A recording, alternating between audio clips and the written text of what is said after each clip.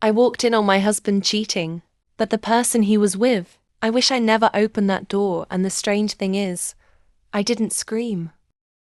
I didn't cry. I didn't break down the way people expect you to when your world falls apart. I just stood there and watched. I raised my daughter alone. Her father left before she was even born. No support, no presence, no love, just silence. So I became everything for her.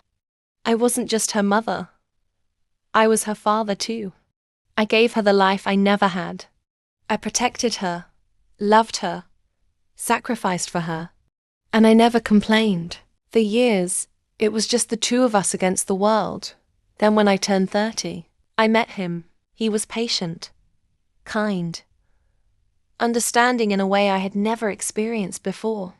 But more than that, he loved my daughter. Or at least, that's what I believed. He stepped into her life like the father she never had.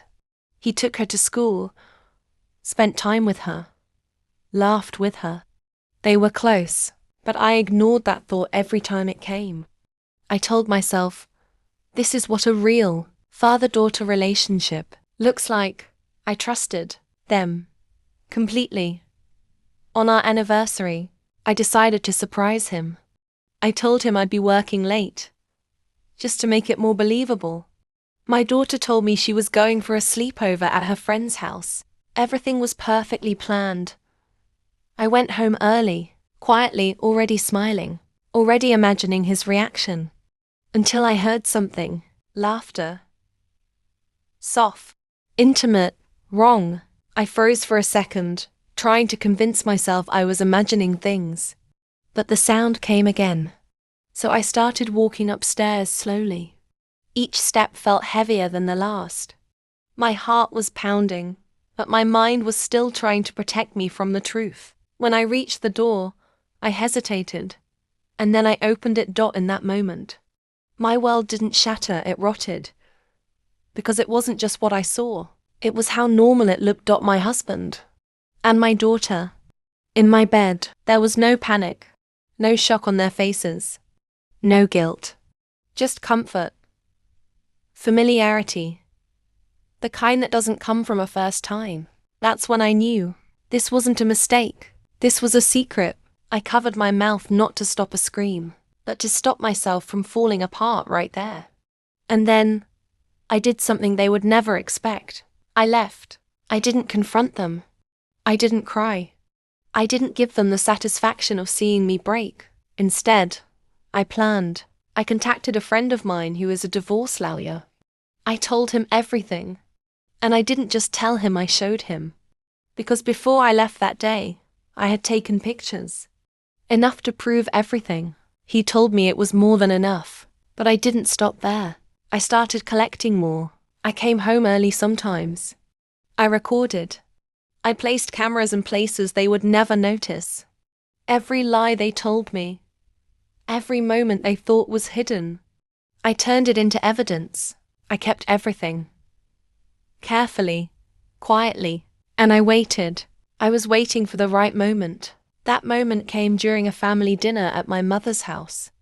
Everyone was there, laughing, talking, acting like life was normal, like mine wasn't already destroyed. I sat there, smiling, pretending, playing my role perfectly. Until the time came. I picked up my glass and tapped it gently. The room went quiet. Everyone turned to look at me, and I smiled. I told them I was grateful. Grateful for my husband. Grateful for my daughter. I said they made my life perfect. That I didn't know what I would do without them. They smiled. They believed me. Then I reached into my bag and pulled out the file. I handed it to him. He looked confused at first. But when he opened it and saw the divorce papers, his face changed. The room filled with whispers. But I didn't raise my voice.